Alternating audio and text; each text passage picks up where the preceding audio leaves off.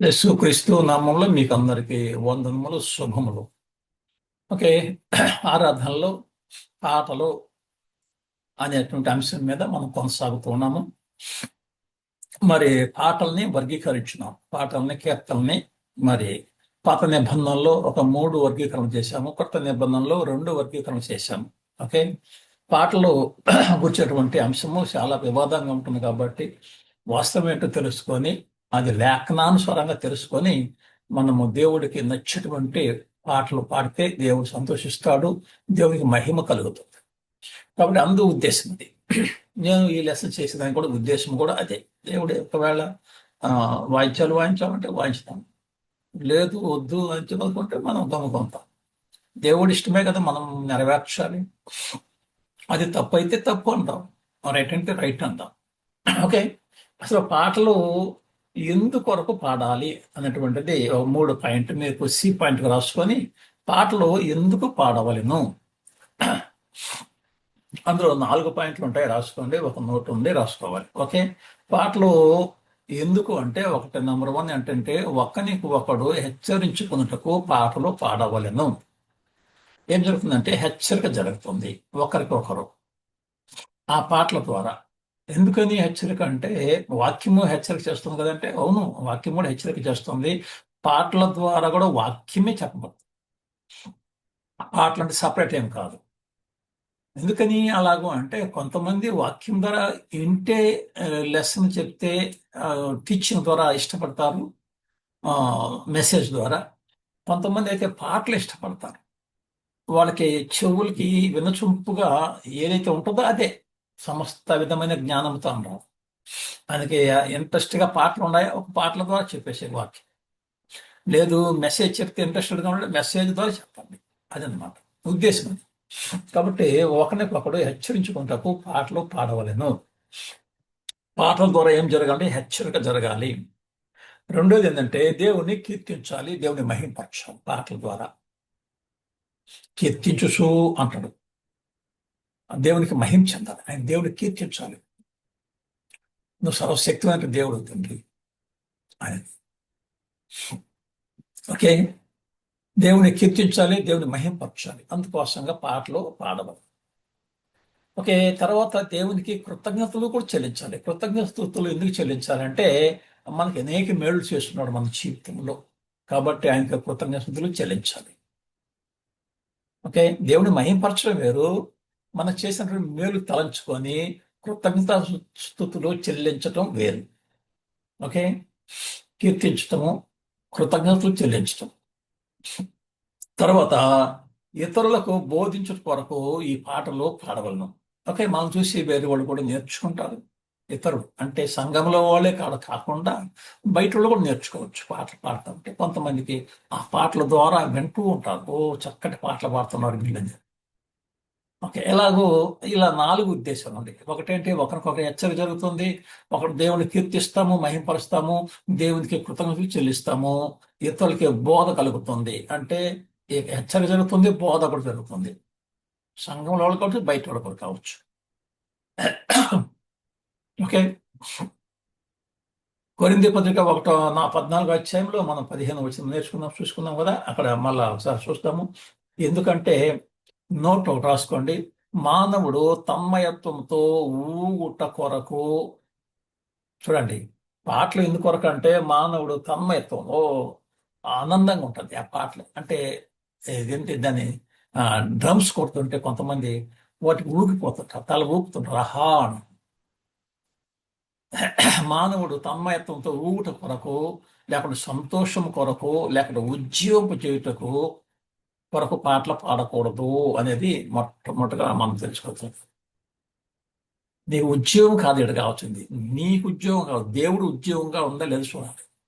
మనకైతే ఉద్యోగమే, ఉద్యోగంగా ఉంటుంది. పాటలు పాడితే కొంతమంది భయపడతారు, గడగడ ఉణుకుతారు ఆ డ్రమ్స్ కొడితే. పాట పాడితే ఏం భయపడరు, కానీ శుభ్రంగా నేర్చుకుంటారు పాటలు పాడితే చక్కగా. అదేం భయం. డ్రమ్స్ కొట్టాను అనుకో, డమ్ డమ్ అని గుండెల్లో మోగిపోతుంది. కొంతమంది అయితే దాన్ని జీడిని అది ఎందుకు పెడుతున్నారు, అలాంటి అధ్యాయాలు ఉంటుంటాయి. ఓకే. పెద్ద పెద్ద సౌండ్స్ పెడతారు, చాలా చాలా రకాలు పెడతారు, ఒక్కొక్కరు ఒక్కొక్క రకాలు. కాబట్టి మెలకువ కలిగి కేవలము దేవుని మహిమపరచుట కొరకే మెలకువలో ఉండాలా, నిద్ర తన్మయత్వంలో ఉండకూడదు. లేకుంటే నువ్వేదో ట్రాక్లో వెళ్ళిపోయి ఉండకూడదు. నువ్వు సంతోషంగా ఉండాలి. అది చెప్పింది, ఆత్మతో పాడుదును మనస్సుతో పాడుదును అన్నాడు. నువ్వు తెలుసుకుని అసలు తన్మయత్వంతో ఎక్కడో నీ ట్రాప్ అయిపోయేసేసి అలా ఉండకూడదు. ఊగుతూ ఊగుతూ పాట పాడకూడదు. ఓకే. దేవుని మహిమపరచుట కొరకు మనము సరి చేసుకుంటూ కొరకు పాటలు పాడాలి. మనం సరి చేసుకోవాలి, దిద్దుకోవాలి. దిద్దుబాటు జరుగుతుంది కదా, పాటల ద్వారా దిద్దుబాటు. చక్కటి పాట పాడితే, దాని అర్థవంతమైన పాట పాడితే చాలా సంతోషంగా ఉంటుంది. దేవా పాపిని నన్ను కరుణించు అనే పాట ఎంత మంచి, ఎంత అర్థం ఉందో చూడండి. నిన్ను ఆశ్రయించాను ప్రభువా పాట. దేవా పాపిని నేను ఆశ్రయించాను అనేటువంటిది ఎంత అర్థవంతంగా ఉంటుంది. నేను పాపిగా ఉన్నాను ఒకప్పుడు, నిన్ను ఆశ్రయించాను, నా పాపాన్ని కడుగు అని. అది ప్రతి పాటలో అర్థం ఉంటుంది. అలాగే మనం సరి చేసుకోవచ్చు. అర్థంగా పాడితే, వ్యర్థంగా పాడటం వల్ల అర్థవంతంగా పాడాలి. అంతేగాని ఆ పాటని పాడి కూడా వ్యర్థం కాకుండా చూసుకుంటే చాలు. ఓకే. పాటలు ఎలా పాడవలను, నాలుగోది ఏంటంటే డి పాయింట్, పాటలు ఎలా పాడాలి అన్నటువంటిది నేర్చుకుందాం ఈరోజు. ఎలా పాడాలి, పాటలు ఎందుకు పాడాలి అంటే, ఒకరికొకరు హెచ్చరిక జరుగుతుంది, కీర్తించట్లే దేవుని మహిమపరుస్తాము, దేవునికి కృతజ్ఞతలు చెల్లిస్తాము, ఇతరులకు బోధ కలుగుతుంటుంది. తన్మయత్వంతో పాడకూడదు. ఓకే. ఊగుతా ఊగుతా అలా పాడకూడదు. ఓకే. దానికి ముందు మనం ఏం నేర్చుకున్నామంటే, పాటల యొక్క వర్గీకరణ, పాత నిబంధనలో వర్గీకరణ, కొత్త నిబంధనలో కూడా వర్గీకరణ నేర్చుకున్నాము. పాట అంటే ఏందో నేర్చుకున్నాం. ఓకే. 3 భాగాలు. ఈరోజు మూడో భాగము, 4గో భాగము, డి పాయింట్, పాటలు ఎలా పాడాలి, పాటలు ఎలా పాడాలి. ఎందుకు పాడాలంటే మీకు అర్థమైపోతుంది. దాన్ని బట్టి ఎందుకు పాడాలో మీరు మనసులో పెట్టుకుంటే ఎలా పాడాలో మీకు అర్థమైపోతుంది. కాబట్టి మళ్ళొకసారి, పాటలు ఎందుకు పాడాలంటే హెచ్చరిక జరగాలి, రెండోది దేవుని మహింపరచాలి, మూడోది కృతజ్ఞత చెల్లించాలి, బోధ జరగాలి, బోధించుట ఒకరికొకరు. ఇది మాత్రం మైండ్లో పెట్టుకొని అప్పుడు పాటలు ఎలా పాడాలో మీకు అర్థమవుతుంది. పితల యుగంలో పాటలు ఎలా పాడేది అనేటువంటిది మొట్టమొదటిగా మనం గమనించుకోవాలి. పాత నిబంధనలో ఎలా, పితల యుగంలో. ఓకే. ధర్మశాస్త్ర యుగంలో ఎలా పాడారు, పితల యుగంలో ఎలా పాడారు, కొత్త నిబంధనలో క్రైస్తవులు ఎలా పాడారు అని సంగతి కానీ మనం నేర్చుకుంటే క్లియర్ అయిపోతుంది. కాబట్టి పితల యుగంలో మొట్టమొదటిగా ఆదాం కానుంచి, లేదంటే మోషే దాకా, ధర్మశాస్త్రం రాక ముందు ఎలా పాడారో అది చదువుకోబోతున్నాం. ఆది కాండము 1వ అధ్యాయం నుంచి నేను ఎక్కడైతే వాయిద్యాలు ఉన్నాయో ఆ వాయిద్యాల్ని, ఆ లేఖనాన్ని, లేకపోతే ఆ వచనాన్ని తీసి మీకు డీకోడ్ చేస్తున్నాను. జాగ్రత్తగా గమనించండి. మనము పాత నిబంధన ఆది కాండము 1వ అధ్యాయము 1వ వచనం నుంచి ప్రకటన గ్రంథము 22వ అధ్యాయము చివరి దాకా ఎక్కడైతే పాటలు, సంగీతాలు, పాటలు కాదు, సంగీతాలు, వాయిద్యాలు ఎక్కడైతే టచ్ అవుతాయో అవన్నీ నేను మీకు వివరించి చెప్తాను. ఏదన్నా ఒకవేళ మిస్ అయి ఉంటే మీరు చెప్తే దాన్ని కూడా మనము పరిగణలోకి తీసుకుందాం. నాకు తెలిసినంత వరకు వాయిద్య సంగీతాలు ఉన్నది ప్రతిదాన్ని నేను మీకు టచ్ చేసేదానికి ప్రయత్నం చేస్తాను. ఓకే. పితల యుగంలో దాదాపు, ఆ పితల యుగం ఎంతకాలం జరిగిందంటే 2500 సంవత్సరాలు జరిగింది. 2500 సంవత్సరాలు ఆ పితల యుగం జరిగింది. ఇది ఆదాము భూమి సృష్టించిన తర్వాత, ఆదాము మొదలుకొని మోషే ధర్మశాస్త్రం ఇచ్చేదాకా ఎంతకాలం జరిగిందంటే ఈ పీరియడ్ 2500 సంవత్సరాలు జరిగింది. ఓకే. మనం ఇప్పుడు ఏం నేర్చుకుంటున్నామంటే, ఆ పీరియడ్లో మెకానికల్ ఇన్స్ట్రుమెంట్స్ ఇన్ వర్షిప్ లో ఆ మెకానికల్ ఇన్స్ట్రుమెంట్స్, డ్రమ్స్ అలాంటివి ఉన్నాయా లేదా అనే సంగతి నేర్చుకోబోం. అక్కడ కంటే నిర్గమకాండం 19వ అధ్యాయం దాకా పీరియడ్ ఎంత, 2500 సంవత్సరాలు క్రీస్తుకు పూర్వం. ఏ ఏ వచనాలు తీసుకుంటాము మనం పరిగణ లేకంటే, ఆది కాండం 1వ అధ్యాయము 1వ వచనం నుంచి నిర్గమకాండము 19వ అధ్యాయం ధర్మశాస్త్రము రాసిస్తాడు కదా, అక్కడ దాకా మనము అంటే ధర్మశాస్త్రం 19 అధ్యాయం చివరి దాకా, 19 అధ్యాయము చివరి దాకా ఈ మధ్యలో ఉన్నటువంటి వాయిద్యాలు ఏవైతే ఉన్నాయో వాటిని మనం పరిగణలోకి తీసుకుంటాం.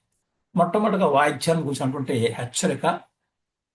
లేఖనము మనకేం చెప్తుందంటే ఆది కాండము ఆది కాండము 4 అధ్యాయం 21 వచనం, లేదంటే ఇంకొంచెం పైకి పోయి కూడా చూస్తాము. ఆ 4 అధ్యాయము చూడండి. ఆది కాండం మీరు అంత బైబిల్ ఓపెన్ చేసుకోండి. ఆది కాండము 4 అధ్యాయము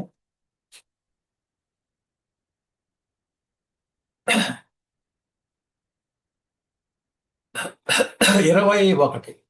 4 అధ్యాయము 21. అతని సహోదరుని పేరు యోబాలు. అతడు సితారాను సానికను పిల్లన గ్రోవిని వాడుక చేయు వారికి అందరికీ మూల పురుషుడు.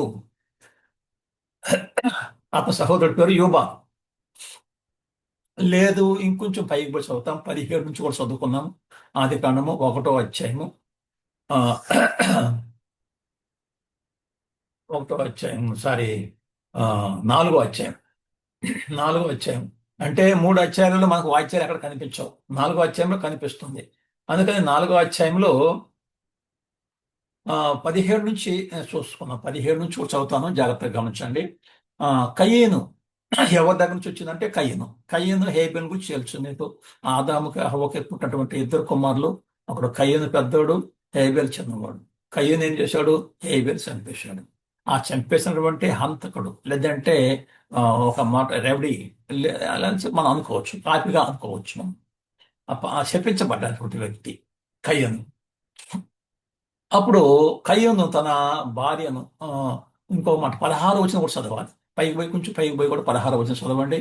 అప్పుడు కయ్యను యెహోవా సన్నిధిలో నుండి, చూడండి, ఎప్పుడైతే శపించాడో దేవుడు, ఎప్పుడైతే అతను ఒక గుర్తు పెట్టాడో శపించబడిన ఏడల, ఓకే, కయ్యేను యెహోవా సన్నిధి నుండి బయలుదేరి వెళ్ళి, అంటే దేవుని విడిచిపెట్టి దూరంగా వెళ్ళిపోతున్నాడు. దేవుని వదిలేసేసాడు. ఎందుకు? శపించబడ్డాడు. నరహంతకుడు. మొట్టమొదటిగా హత్య చేసినటువంటి వాడు అతనే. కిరాతకుడు అని చెప్పవచ్చు. ఓకే, వెళ్ళి ఏదేందుకు తూర్పు దిక్కున నోదు దేశంలో కాపురం ఉండెను. అక్కడ ఆ నోదు అనేటువంటి ఒక దేశము కట్టించుకొని అక్కడ కాపురం ఉన్నారు. అతని ఓకే, అతను ఆ ఊరికి అతని కుమారుని పేరును బట్టి హనోక్ అని పేరు పెట్టాడు. నోదు దేశంలో హానోక్ అనే పేరు కొడుకు ఆయన పేరుని బట్టి. హానోకు ఎవరు అంటే కయ్యను కుమారుడు. హానోకుకు ఎరాదు పుట్టెను. ఓకే, ఈ హానోక్కి అంటే కయ్యూనికి హానోకు పుడితే హానోకు ఎరాదు పుట్టాడు. అంటే ఎరాదు ఎవరు? కయ్యూను మనమడు. ఓకే, ఎరాదు మహోయేలును కనెను. మహోయేలు మతుషాయేలును కనెను. మతుషాయేలు లేమేకును కనెను. లేమేకును దాకా వచ్చేసాను. ఈ లేమేకు ఏం చేశాడంటే 2 స్త్రీలను పెళ్లి చేసుకున్నాడు. లేమేకును గుర్తుపెట్టుకోండి. 2 స్త్రీలను పెళ్లి చేసుకొని వారిలో ఒకదాని పేరు ఆదా, రెండవ దాని పేరు సిల్ల. ఒకటే ఆదా, సిల్ల. ఎవరు? లేమేకు 2 స్త్రీలను పెళ్లి చేసుకున్నాడు. ఓకే, ఆదా యోబాలును కన్యను. ఈ ఆదా, ఓకే, ఎవరు ఆదా? ఎవరు? రెండో భార్య చిల్ల కుమారుడు అనమాట. ఆదా యోబాలును కన్యను. ఆ రెండవ భార్యకి పుట్టినటువంటి వాడు యోబాలు, సారీ, యాబాలు. ఓకే, ఇతడు పశువులు గలవాడై గుడారంలో నివసించే వారికి మూల పురుషుడు. అంటే యాబాలు పశువులు మేపేటువంటి వాడు. పశువులు కాయాలి, పశువులు మేయాలి అనేటువంటిది ఇక్కడి నుంచి వచ్చింది. అంతకుముందు గొర్రెలు కాపరి హేబేలు ఉన్నాడు, గొర్రెలు కాపరి. కయ్యను పంట పొలం తయారు చేసేటువంటి వాడు. ఇప్పుడు ఈయన ఎవరు అంటే యాబాలు పశువులు గలవాడు. పశువులు కాసేటువంటిది అక్కడ ప్రారంభమైంది.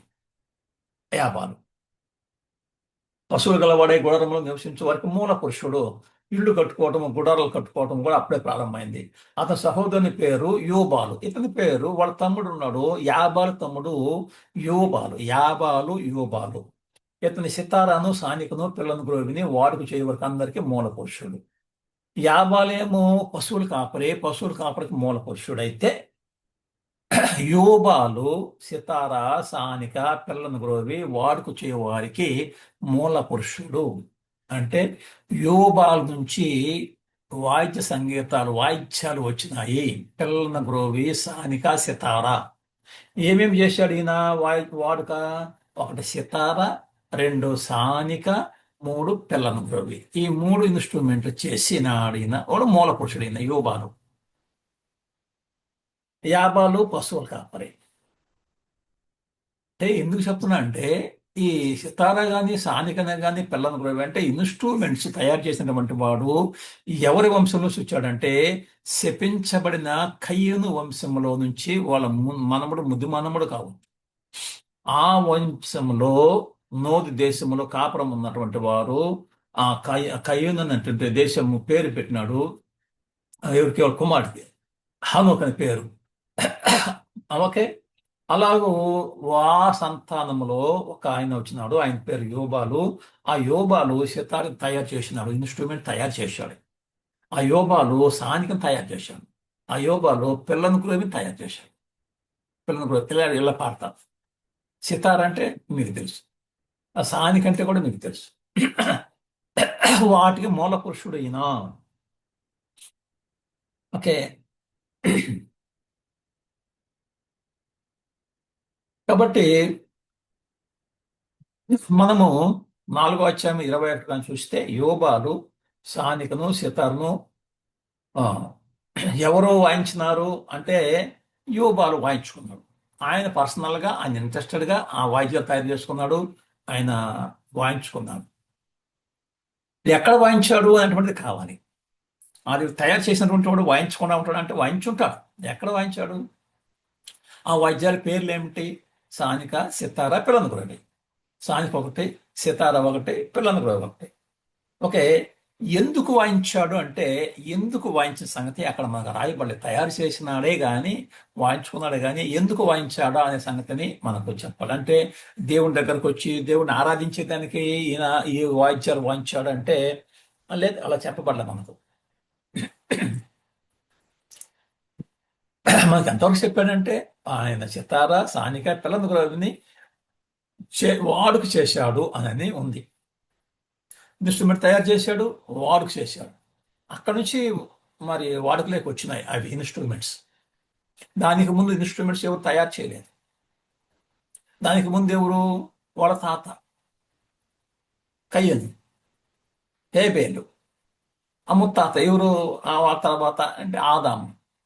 ఆదాము వాయించలేదు, హేబేలు వాయించలేదు, కయ్యను కూడా వాయించలేదు.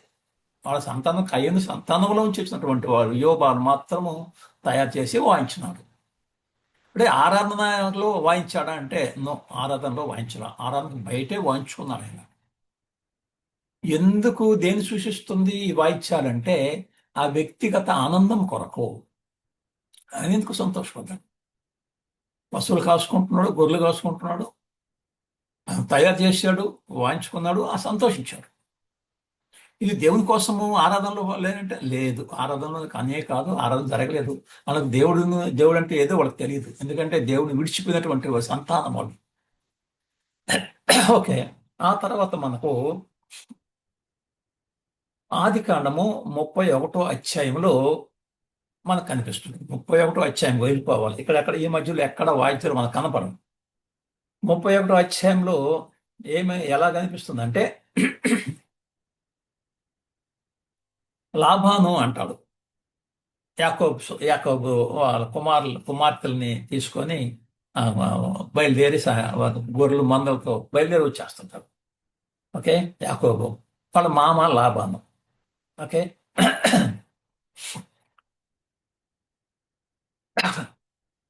ఏమేమి వాయిద్యాలు అక్కడ ఉన్నాయంటే సితారం ఉంది, మధ్యలో ఉంది. ఓకే. ఎందుకు వాయించుతారు అంటే వాయించినట్టుగా మనకేం చెప్పబడలేదు కానీ అయ్యా నువ్వు నాకు చెప్పకుండా నా కుమార్తెలు తీసుకుని వెళ్ళిపోతున్నావు. ఒకవేళ చెప్పుంటే నేను ఇదిగో సితారా మధ్యలతో మిమ్మల్ని సాగనింపుండేవాడిని కదా అని చెప్పని అంటాడు వాళ్ళ మామ లాభాను. ఓకే. లాభాను లేదంటే లాభాను సంతతి వాళ్ళకి ఒక ఆచారం ఉంది. ఒక సాంప్రదాయం ఉంది. ఆ సాంప్రదాయం ఏంటంటే కుమార్తెను అత్తగారింటికి పంపించేటప్పుడు వాయిద్యాలు వాంచుతారు. నేను అలా పంపించుండేవాడిని కదా, ఆనందంతో సంతోషంతో నా కుమార్తెను సాగనంపిండేవాడిని కదా అన్నాడే గాని అక్కడ సితారా మధ్యలో అన్నాడు. ఆ సితారా మధ్యలో వాద్య సంగీతాలు మనకు కనిపిస్తున్నాయి. అది ఎక్కడ పాడాడు అంటే ఆ, ఆరాధనలో పాడాడు. ఆరాధన బయటే కుమార్తెల్ని తరలింపేటప్పుడు పాడేటువంటి పాటలు, లేకుంటే వాయిద్యాలు వాయిస్తారు. అది ఒక ఆచారం, లేకుంటే ఒక సాంప్రదాయం. ఈ రోజులలో కూడా కొంతమంది ఆ పెళ్లి కుమార్తెని తరలించేటప్పుడు పాటలు లేకుంటే వాయిద్యాలు ఉంటాయి. అంతే, అది సాంప్రదాయం. ఇది ఎక్కడంటే ఆరాధనలో అంటే కానే కాదు. ఇక ఈ దేన్ని సూచిస్తున్నాయి ఈ సితారా మధ్యలో అంటే సాంప్రదాయాన్ని సూచిస్తున్నాయి. సాంప్రదాయాన్ని సూచిస్తున్నాయి. ఓకే. ఆ తర్వాత దాదాపు 30 అధ్యాయాలు అయిపోయింది. ఆ తర్వాత ఆది కాండంలో ఇంకెక్కడ మాకు కనిపించవు. నిర్గమ కాండంలో కనిపిస్తాయి. ఆ తర్వాత నిర్గమ కాండంలో 15 అధ్యాయంలో 20 వచనం మీరు ఒకసారి చూస్తే అక్కడ మిరియాము కొందరు స్త్రీలు ఏం చేశారంటే ఆ తంబుర పట్టుకొని పాటలు పాడారు, నాట్యం ఆడారు. తంబుర పట్టుకుని దేవుని స్తుతించారు. ఎందుకోసం అంటే దేవుని మహింపరిచినారు. దేవుని ఎందుకు మహింపరిచారంటే ఆ యొక్క ఆ నదిని లేకుంటే ఎర్ర సముద్రం దాటించాడు. గొప్ప పని అక్కడ జరిగింది. ఆ యొక్క మహిమ, అందుకని దేవుని మహింపరిచింది. అంటే ఇది ఆరాధన అంటే ఆరాధన కాదు. వాడు సంతోషంతో నన్ను దేవుడు దాటించినాడు అనేటువంటి దేవుని మహింపరచడానికి పాడాడు. అంతేగాని ఆరాధన కాదు. ఆరాధనకు బయట ఈ పని జరిగింది. సముద్రం దాటుకొని బయటికి పోయినారు. ఆ బయట దేవుని మహింపరుస్తూ వాళ్ళు పాడారు ఆడవాళ్ళు. దేంతో అంటే తంబూరుతో పాడారు. కొందరు మిరియాము కొందరు స్త్రీలు అన్నారు అక్కడ. మిరియాము కొందరు స్త్రీలు ఆ తంబూర పట్టుకొని ఎవరు వాయించారంటే మిరియాము లేకపోతే కొందరు స్త్రీలు అని మనకు అప్పుడు క్లియర్గా ఉంది. అప్పుడు దేవుని ఆరాధన జరిగిందంటే ఆరాధన జరగలేదు, అక్కడ ఆరాధన కాదు. ఇప్పుడు ఎందుకు వాయించారంటే దేవుని స్తుతించడానికే. దేవుని స్తుతించడానికి. అది ఆరాధన అంటే ఆరాధన కానే కాదు. అప్పుడు దేని సూచిస్తుంది అంటే దేవుని మహింపరచడానికి. గొప్పవాడు, సర్వశక్తిమంతుడు, ఇంకో సముద్రం నన్ను దాటించావు అని దేవుని మహింపరచడానికి పాడారు. ఓకే. 3 లేఖనాలు చూసినాం. ఒకటి ఆదికాండము 4వ అధ్యాయము 21వ వచనము, ఇంకొకటి ఆదికాండంలోనే 31వ అధ్యాయము 27వ వచనము, ఒకటేమో యోబాలు తన సొంతంగా వ్యక్తిగతంగా తయారు చేసుకున్నాడు, పాడుకున్నాడు. అది సానిక సితారా కులంగ్రోవి 3 ఉన్నాయి. ఆ తర్వాత ఇంకొకటి ఏంటంటే లాబాను ఉన్నాడు. లాబాను వాళ్ళ అల్లుడితో అంటాడు, యాకోబుతో అంటాడు, యాకోబు నువ్వు నాకు దొంగదానంగా తీసుకొని పోతున్నావు, నాకు చెప్పుండకూడదా? చెప్పుంటే నేను ఆ సాంప్రదాయంతో వాళ్ళని సాగనంపకపోయినానా? అది మా సితార మధ్యలతో నేను సాగనంపేవాడిని కదా అంటాడు. ఆ సితార మధ్యలో అంటే పదాలు మనకు అక్కడ కనిపిస్తాయి. అవి ఎక్కడ వాడాడంటే కుమార్తెను సాగనంపేటప్పుడే కానీ అదొక సాంప్రదాయమే కానీ ఆరాధనలో కాదు అని సంగతి తెలుసుకున్నాం. ఇలా డీకోడ్ చేయాలి మనం. నిర్గమకాండంకి వచ్చేటప్పటికల్లా ఆ మిరియాము పాడారు, కొంత స్త్రీల మంది పాడారు. వాయిద్యాలు కూడా వాయించినారు. ఏ వాయిద్యం అంటే తంబుర. ఎందుకు అంటే దేవుని మహిమపరచడానికి. అంటే అట్టని చెప్పినది ఆరాధన అంటే ఆరాధన కానే కాదు. ఆరాధనకు సమాజం కూడుకోలేదు ఇంకా. ఆరాధన జరగలేదు అక్కడ ఇంకా. దేవుని మహింపరిచారు. అయ్యా మమ్మల్ని దాటించావు ఇందులో సముద్రాన్ని అని. ఓకే, కొన్ని నోట్లు ఉన్నాయి, రాసేసుకోండి. ఒక 2-3 నోట్లు ఉంటాయి. 3 నోట్లు మనం ఈరోజు రాసుకున్నాము. పితల యుగం నందు అంటే ఆ పీరియడ్ లో అంటే 2500 సంవత్సరాలలో ఆ నిర్గమకాండము 19 అధ్యాయముకి యువతల, లేకుంటే నిర్గమకాండం 19 అధ్యాయంతో కలుపుకుంటే పితరుల యుగం అన్నాము. ఆ పితరుల యుగం నందు దేవుడు ఆరాధించినప్పుడు ప్రత్యేకంగా పాటలు పాడుట ద్వారా ఆరాధించినట్లు గ్రంథం మందు మనకు కనబడదు. ఆ పీరియడ్ లో ధర్మశాస్త్రం అంటే పితరుల యుగములు, ధర్మశాస్త్రానికి ముందు యుగములు దేవుణ్ణి ఆరాధించడానికి ప్రత్యేకంగా పాటలు పాడినట్టు కానీ లేకుంటే ఆ వాయిద్యాలు వాయించినట్లుగా మనకు ఎక్కడ నే కనపడదు అసలు. ఓకే. ఆరాధనలో కూడా కనపడదు. పాటలు పాడటం కానీ వాయిద్యాలు వాయించడం కానీ ఎక్కడ కనపడదు. అంటే దాదాపు ఇప్పుడు మనం ఎక్కడ దాకా వచ్చినామంటే నిర్గమాకాండము 19 అధ్యాయం దాకా చూసుకున్నాం.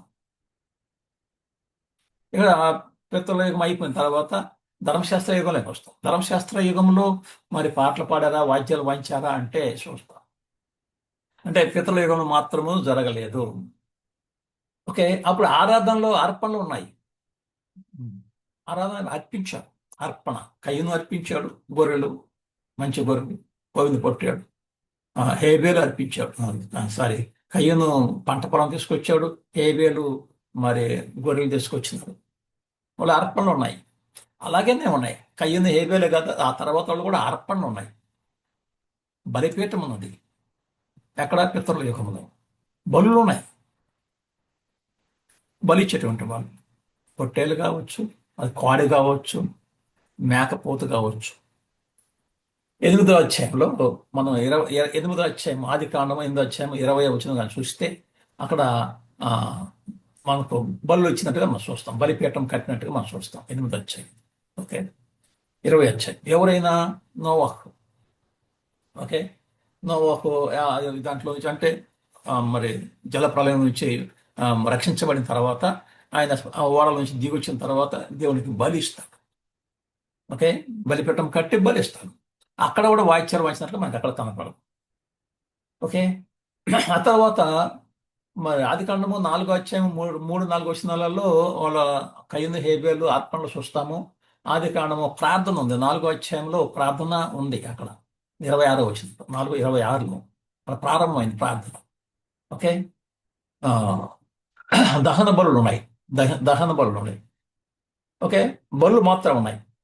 ఒక్కొక్క దానికి ఒక్కొక్క బలి, అదొక కార్యక్రమాలు ఉన్నాయి. దహన బలి ఉన్నది, ప్రార్థన ఉన్నది, బలిపీఠం ఉన్నది, అర్పణలు కూడా ఉన్నాయి. మనం తెలుసుకోవచ్చు. ఇంకా ఏమున్నాయి అక్కడ?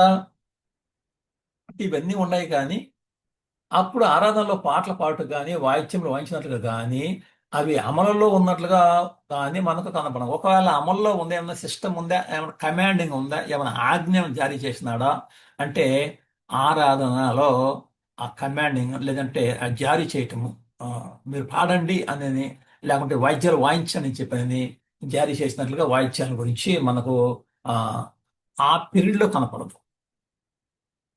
అలా కనపడినా ఏం కనపడతాయి? అర్పణలు ఇచ్చినట్టు కనిపిస్తాయి. ఇంకేం కనపడతాయి? బలిపీఠం కట్టినట్టు కనిపిస్తాయి.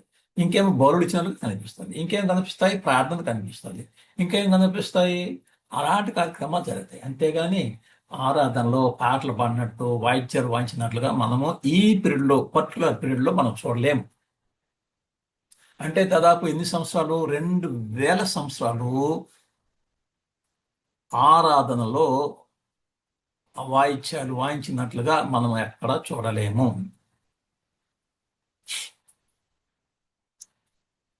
ఓకే,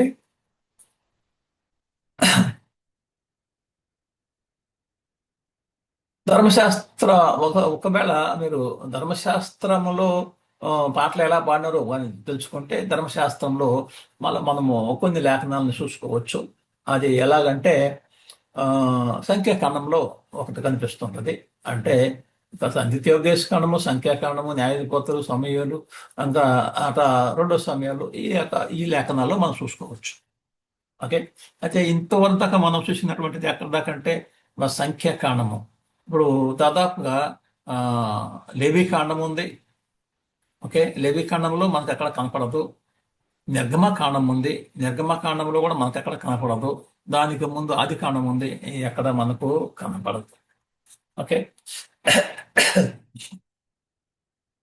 అంటే దేవుని ఆరాధనలో వాయిద్యాలు వాయించినట్లుగా అనేది మనం ఇప్పుడు చూసుకోగలుగుతాం. ఓకే, ఇంతవరకు మీకు అర్థమై ఉండవచ్చు. వర్గీకరణ చూసాము. ఆ తర్వాత ఒక 2-3 లేఖనాలు, అంటే దాదాపు ఆది కాండములోనే నిర్గమ కాండంలో కూడా 15 అధ్యాయము ఒక 2-3 వచనాలని మనం చూసాము. అంటే దాదాపు 2500 సంవత్సరాల పీరియడ్లో మనకు ఆరాధనలో వాయిద్యాలు వాయించినట్లుగా ఎక్కడ మనకు కనపడదు. ఆజ్ఞ కూడా ఎక్కడ లేదు, కమాండింగ్ లేదు. పాడినట్లుగా చూడలేము. ఆజ్ఞ ఏమన్నా ఉంది, దీన్ని మీరు పాడండి అని చెప్పి ఉందంటే ఎక్కడ కనపడదు. ఎంతకాలం ఉందంటే 2500 సంవత్సరాలు. ఈ కాలాన్ని మనం పితరుల కాలం అన్నాము. అంటే మోషేకు ధర్మశాస్త్రము ఇచ్చేదాకా ఆ పీరియడ్లో మొత్తము ఎక్కడ మనం చూడలేము వాయిద్యాన్ని. ఓకే, దేవుని చిత్తమైతే మళ్ళీ కలుసుకుందాం. అంతవరకు సెలవు. చూస్తూ ఉండండి, లైక్ చేస్తూ ఉండండి. మీరు లేఖనాలు మళ్ళీ ఒకసారి చదవండి. ఓకే, మళ్ళీ ఒకసారి చదివితే మీకు పూర్తిగా గ్రాహ్యం అవుతుంది.